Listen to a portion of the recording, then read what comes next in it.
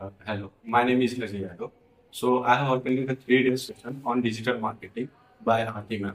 So it was very beneficial for me as I am a second year MBA student and I am doing my specialization in marketing itself. So doing a digital marketing certification is very beneficial for me as it will be going to help me in my placement sessions as well as as well as in my future.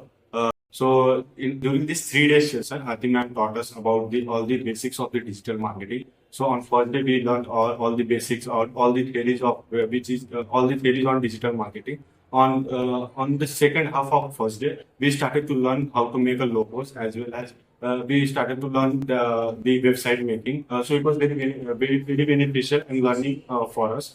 After that, we learned all the concept, all the social media trends, and all the that SEOs, SMM, all these things of digital marketing aspects which companies use for their growth in future. So we learned every basic thing about digital marketing during this 3 day session, and it was very beneficial, and it is going to help me in my future placement.